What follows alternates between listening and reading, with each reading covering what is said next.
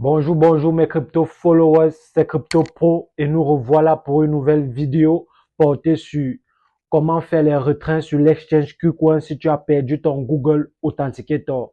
Pour ceux qui n'ont pas encore de compte sur l'exchange KuCoin, mon lien est dans la barre de description et c'est 100% de réduction sur toutes vos transactions. Sans tarder, on se prend après l'intro.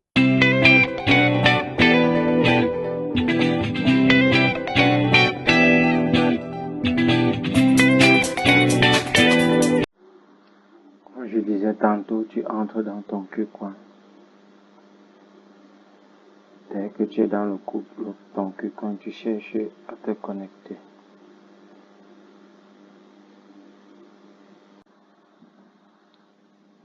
Dès que tu te connectes, tu arrives à ce niveau. On te demande de saisir le code à 6 chiffres de Google Authenticator pour finir la sécurité. Bon, dans KuCoin, ça dépend de comment tu as ordonné les sécurités. Il y a d'autres personnes qui auraient un mail de vérification, un mail sur ton numéro de téléphone. Et tu sais que tu as demandé aussi la sécurité à 2 facteurs. Ça va aussi te demander ça pour pouvoir accéder à ton interface KuCoin. Donc là, présentement, on dit saisir le code à 6 chiffres de Google Authenticator. L'authentification à 2 facteurs indisponible, on te pose cette question. On dit changer la méthode de vérification. Pour l'instant, on change la méthode de vérification. Vous voyez ce qui se passe.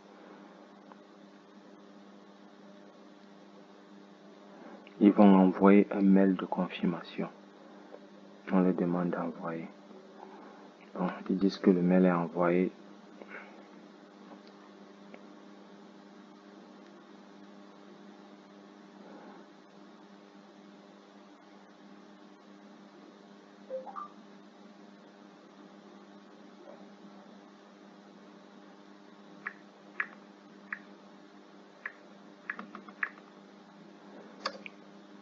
Ok.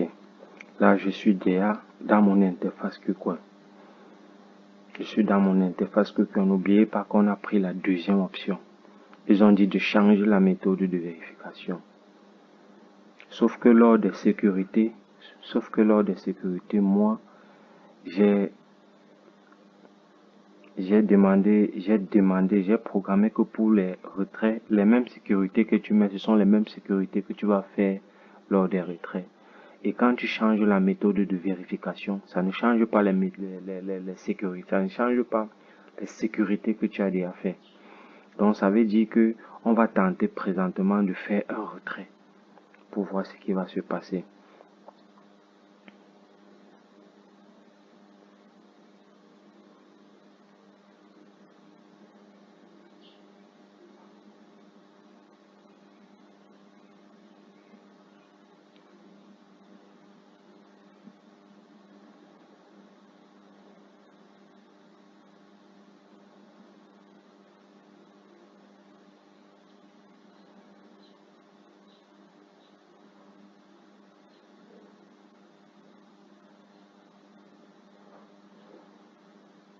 Bon, on essaye de vouloir faire un petit dépôt, même de 25 $ chez MS Global.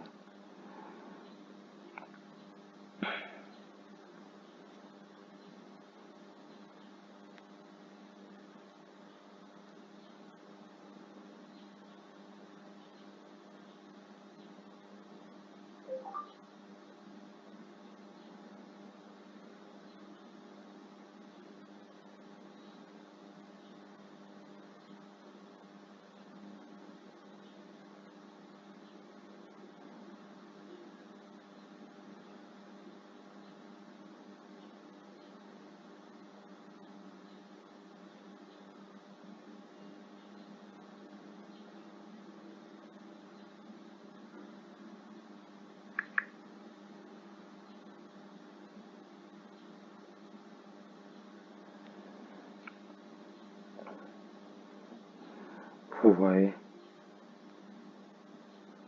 voyez que il y a mot de passe du trading, du compte trading qui apparaissent. Je vais mettre le mot de passe du compte trading qui apparaît. Je vais mettre l'email de vérification.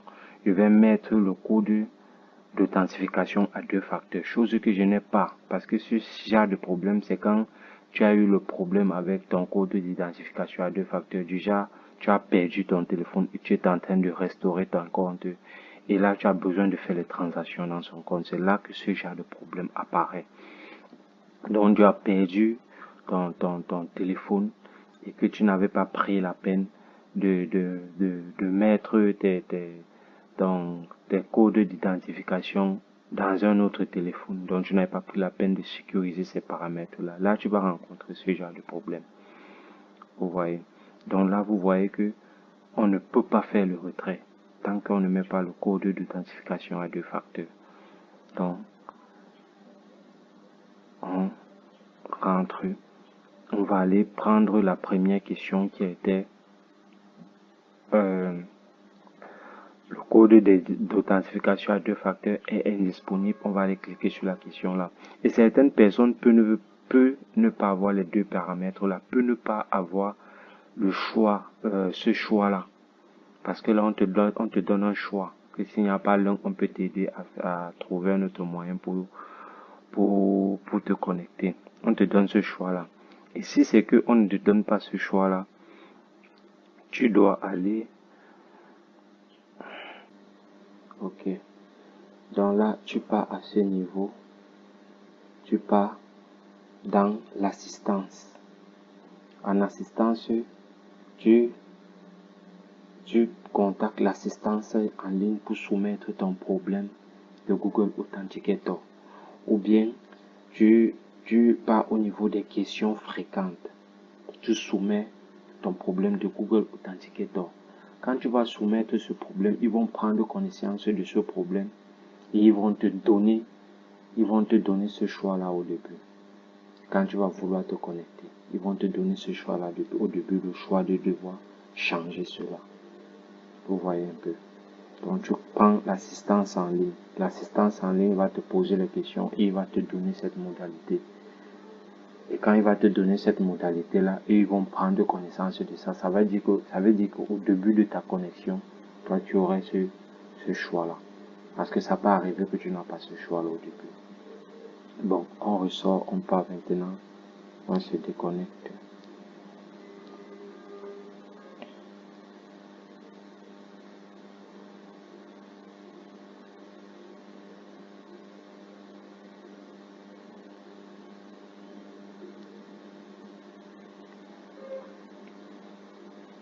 Je suis déconnecté. Donc je me reconnecte à nouveau. Ok. Donc là, présentement, on part pour la deuxième option.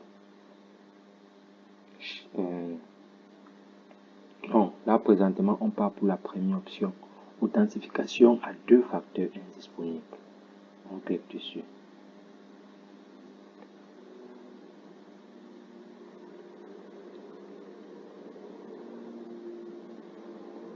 Donc là, ils vont nous envoyer un mail de confirmation.